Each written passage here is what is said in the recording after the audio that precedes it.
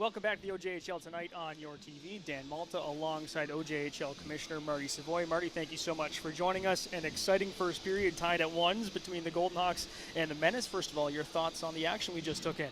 Well, like I was saying earlier, it's pretty amazing, when you have those big of kids moving that fast in a small little rink like this. Makes for a really fun game for fans to watch. And not a lot of space for those big bodies moving around out there, and the skating on full display, getting up and down the ice. The Golden Hawks working that chip and chase, taking advantage of the home ice perfectly, but this season, it's nearing its conclusion here in the spring. Beautiful weather. It's playoff hockey season right now, but just your thoughts on this season as a whole. I know there were some teams that really stood out, some teams struggled. That's the way it is every year, but what can you say about this league as it reaches its conclusion? I think it's been an outstanding year. We had one of our newer teams in the league being Leamington come out and do really, really well in the regular season. Milton beat them out. Overall, I think attendance is up a little bit. I know in playoffs it's up a little bit. You see the games in the finals here, they're just packed. You can't get into any of the rinks. So all in all, it's been pretty good. Our commitments are up there again, so that's what we're all about, trying to move kids onto the next level, both within the NCAA, the OHL, and the OUA. So it's great for our league to be able to move these kids on. And it was a very interesting year in the development with the new NCAA rules, how that's going to impact everybody playing hockey in North America, really, that are trying to aspire to a professional career, a scholarship, just trying to continue playing hockey. Where's the OJHL fit in now after these new rules? Because we see a guy like Justin Dizzotti, he's out here with the Milton Menace right now. Could have been an overager in the OHL. He's a guy who can go play at any school he wants to now, but how does that work in for the OJHL looking ahead? I think it's a positive step, first and foremost, for the player. We were fortunate. The first NCAA kid that came out with OHL commit was Colton Smith out of Leamington.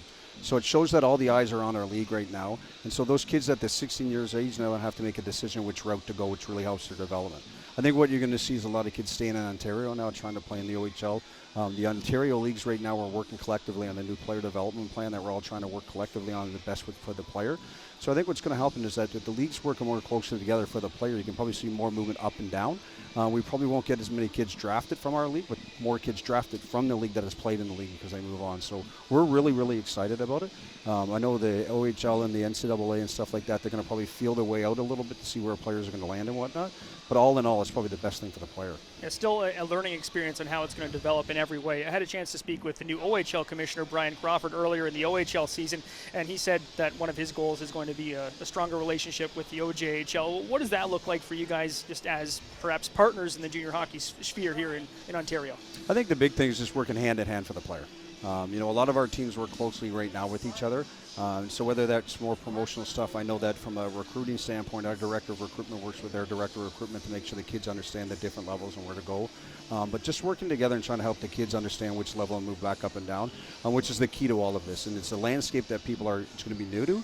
They're going to feel their way through it a little bit here, and if we're working together, I think it's all going to work out. And as you already mentioned a couple of times, being a 16-year-old kid, you don't have to make these life-changing decisions that have those big impacts. And just imagine making that decision at 16 years old would have been very challenging no matter where you are. But looking at the OJHL now, movement has always been a thing in this league. It's something in every junior hockey league for teams moving from town to town, established places like Trenton.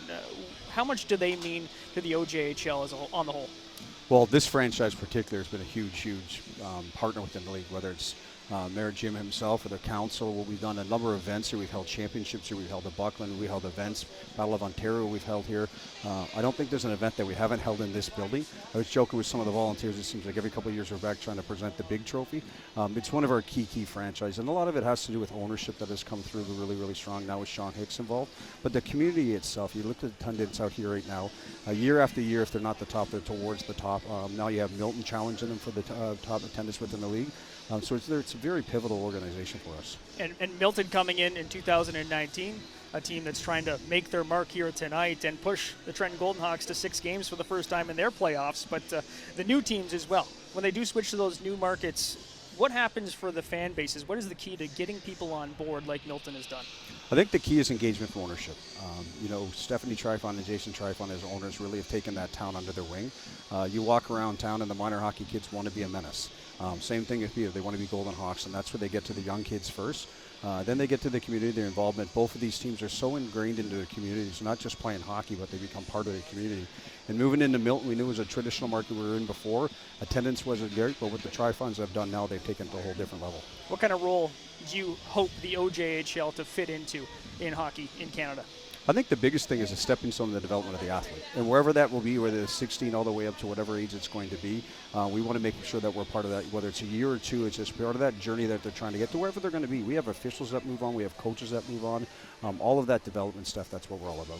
And celebrating your alumni, whether it's a guy who gets drafted to the NHL like Trevor Hoskin, who happens to be in the building tonight, 4th round selection of the Calgary Flames, or guys that just go on to play in OUA or anywhere and just continue on with their lives, celebrating your alumni, how much of a role was that going to play for you guys? It's massive. 2 years ago, last year, we started the OJHL Hall of Fame. And some of the guys that you had to Google and have a look at, and some of the points some of these guys have racked up in the league is just truly amazing. Last year we put some ex-NHL guys in. We're putting an NHL player in this year, and it's just good to celebrate those alumni that have gone on to do bigger and better things. Our foundation is really going back towards our alumni. They've donated to help the kids moving forward, so it's a massive part of what we do. McBain, Hyman, those two names being associated with the league as well. What does it mean to you to see those guys trying to give back in some way? I know it's name association, but what does that mean to the league? It's really rewarding, and it's funny because those guys, when we ever ask, they're busy guys, but they do make time, whether it's a video or a message to the players in the league. They know where they've come from, and they're really, really special individuals, which you have to be to get to that league. What has been your main takeaway from this postseason? Oh, that's a great, probably level of play. You watch it night in and night, and you see the different teams that are, the 16 teams that made postseason, they were really good teams. We thought there'd be more upsets. There wasn't any in the first round, but you see what's happening here tonight. It's end-to-end hockey, and you never know. You look at the two goaltenders tonight, they're two of the best goaltenders in the country. You put that up against the talent that's on there, it's just fun hockey to watch. Have you had a chance to speak with the coaches of the two teams or the GMs, owners, about what their thoughts are and how it's gone so far? I usually stay away from the coaches because they're pretty intense at this time of year. But talking to both ownership groups, the first thing they go to is that the entertainment value they're putting in there for the fans, the experience of the kids that they're going through. Those are the two big things that our ownership really looks towards. And I think you see that with these two organizations. Well, Marty, thank you so much for joining us here in the first intermission. The second period coming up next between the Menace and the Golden Hawks on the OJHL tonight.